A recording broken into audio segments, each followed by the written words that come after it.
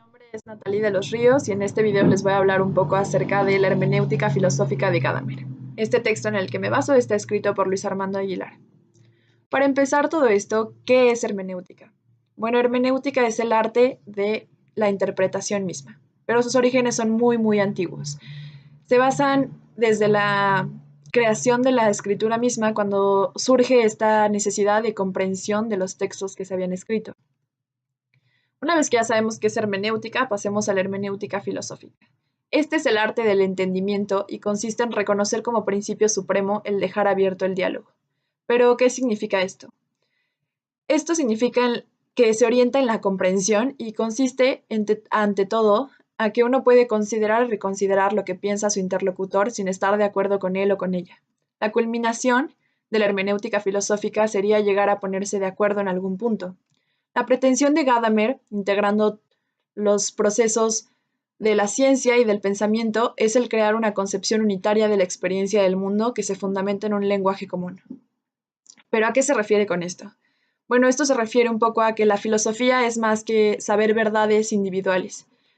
La filosofía es una verdad común y lo que él pretendía era tener una verdad comunitaria, el que no fueran verdades pequeñas, individuales de cada persona, sino fuera una verdad absoluta en la que pudiéramos vivir y convivir. Su punto de partida es la experiencia de la finitud de la comprensión. Y la filosofía, como les digo, es saber más que verdades. Al tratar de establecer los límites de la ciencia y de sus pretensiones de objetividad, la hermenéutica como experiencia deja abierta la puerta a una manifestación del ser.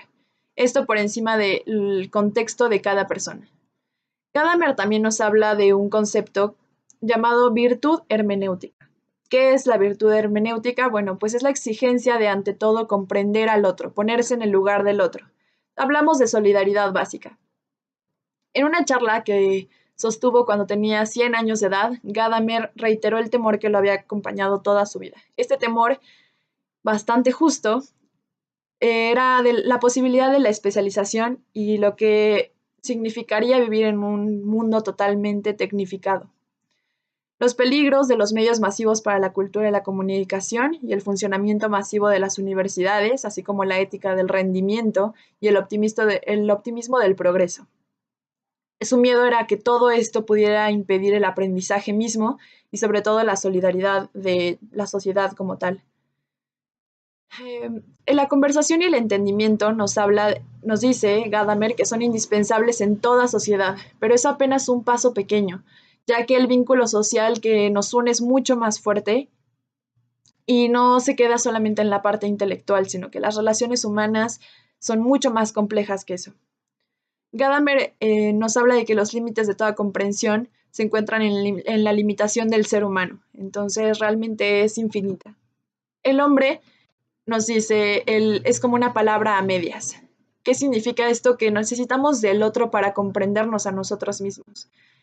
Y en una sociedad como la nuestra, como actualmente vivimos, en la que nos creemos una unidad y todo el tiempo estamos pensando en nosotros mismos, esto resulta muy difícil de comprender, pero Gadamer nos hablaba de que sin el otro nuestra existencia realmente no tendría sentido. Para finalizar un poco esto, lo que hay que recordar como conclusión es lo humano y los riesgos tan grandes que hay de deshumanizarnos.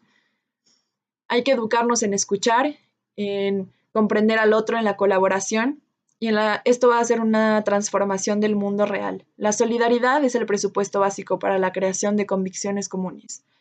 Esto nos habla de que todas nuestras relaciones deberían estar basadas en la solidaridad para crear convicciones fuertes y convicciones comunes.